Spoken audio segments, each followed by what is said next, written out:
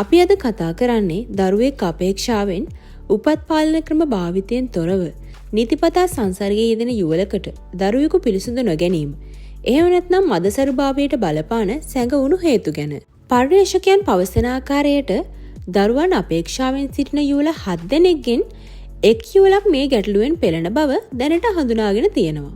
යුවලක් අතරින් කාන්තාවගේ වයස අවුරුදු 40ට අඩු නම් සහ ඔවුන් උපත් පාලන ක්‍රම භාවිතයෙන් තොරව දින 2කට හෝ 3කට වරක් සංසර්ගයේ යෙදෙයි නම් කාන්තාව වසරක් ඇතුළත ගැබ් ගැනීම සාමාන්‍ය තත්ත්වයක්. ඒ වගේම යුවලක් මේ ආකාරයට වසර 3ක් ගැබ් ගැනීමට උත්සාහ කළත් ඒ සාර්ථක නොවුනොත් ඊළඟ වසර එහෙම නැත්නම් 4 වෙනි වසරේදී ගැබ් ගැනීමේ හැකියාව 125ක් හෝ ඊට අඩුවන බව තමයි පර්යේෂකයන් පෙන්වා දෙන්නේ. අපි එකිනෙකාගේ සිරුරු එකිනෙකට වෙනස් බව අපි දන්නවනේ. සමහරක් කාන්තාවන් ඉක්මනින්ම ගර්භණීභාවයට පත් වෙනවා. ඒ වගේම සමහර කාන්තාවට ඒ සඳහා යම් කාලයක් ගත වෙනවා. ඔබට වයස අවුරුදු 36ට වැඩි නම් ඒ වගේම ඔබ ගර්භණීභාවයේ අපේක්ෂාවෙන් උපත් පාලන ක්‍රමයක් භාවිතා නොකර වසරක පමණ කාලයක් නිතිපතා සංසර්ගයේ යෙදුනත් සාර්ථක නොවුනේ නම් ඔබේ පවුලේ වෛද්‍යවරයා හමු වී මුලින්ම උපදෙස් ලබා ගත යුතුයි. ඒ වගේම දැනට හඳුනාගෙන තිබෙන මදසරුභාවයේ ආකාර දෙකක් තිබෙනවා. ඒ තමයි ප්‍රාථමික මදසරුභාවය සහ ද්විතීක මදසරුභාවය. ප්‍රාථමික මදසරුභාවය කියන්නේ කිසි දින දරුවෙකු පිළිසිඳගෙන නොමැති අයට ඇති දරුවෙකු පිළිසිඳ ගැනීමේ ඇති ගැටලු. ද්විතීක මදසරුභාවය කියන්නේ කලින් දරුවපත් එකක් හෝ ඊට වැඩි ගණනක් ඇති නමුත් ඉන්පසු ඇති වූ දරුවෙකු පිළිසිඳ ගැනීමේ ගැටලු. දැන් අපි බලමු මේ ආකාර දෙකෙන් කුමන ආකාරයට හෝ මදසරුභාවය ඇතිවීමට බලපාන හේතු මොනවද කියලා. යුවලක් අතරින් මදසරුභාවය කාන්තාවකට වගේම පිරිමියෙකුටත් තියෙන පුළුවන් කියන කරුණ ඔබ දැඩි ලෙසම හිතේ තියාගන්න ඕනේ.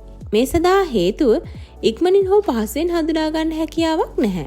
කොහොම වුණත් වෛද්‍යවරුන් පවසන ආකාරයට ඩිම්බ මෝචනයේ ගැටලු, මාසිකෝ සබ්චක්‍රීය අක්‍රමවත් වීම, ගුණාත්මක භාවයෙන් අඩු හෝ තොර ශුක්‍රාණු හා ශුක්‍ර තරලය, අවහිර හෝ හානි වූ පැලෝපීය නාල සහ ගර්භාෂයේ ශ්ලේෂ්මලයට සමාන පටක ගර්භාෂයෙන් පිටත වෙනත් ස්ථානවල වර්ධනය වීම නිසා ඇතිවන එන්ඩෝමෙට්‍රියෝසිස් තත්ත්වය මේ සඳහා හේතු වෙන්න පුළුවන්.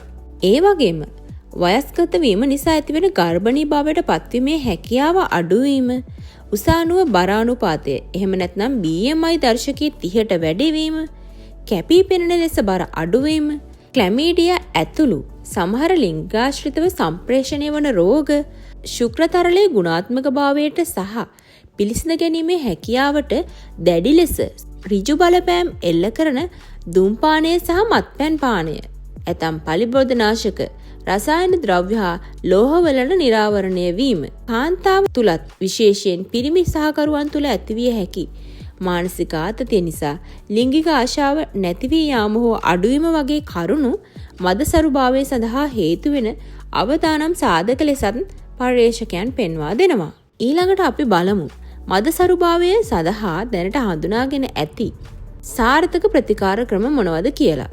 ඩිම්බ මෝචනය ක්‍රමවත් කිරීම සඳහා ප්‍රතිකාර, එන්ඩෝමෙට්‍රියෝසිස් තත්ත්වය සඳහා ප්‍රතිකාර, පැලෝපීය නාල, ගර්භාෂය හෝ උදර කුහරයේ ඇති කැලල් සහ බාධාවන් ඉවත් කිරීම සඳහා ශල්‍ය කර්ම, අභ්‍යන්තර ගර්භාෂ සංසේචනය හෝ IVF වැනි ප්‍රතිකාර ක්‍රම.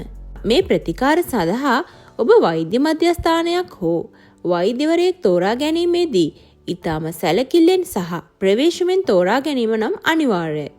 රජයේ අනුමැතිය ලත් අධ්‍යක්ෂින් බහුල සහ හොඳ ප්‍රතිඵල ලබා දුන් සායනයක් සහ වෛද්‍යවරයෙක් තෝරා ගැනීමෙන් මිල අධික මේ ප්‍රතිකාර ක්‍රමවලට යාමේදී ඔබෙන් වැයවන කාලය සහ මුදලට නිසි වටිනාකමක් ලබා ගන්න ඔබට පුළුවන්.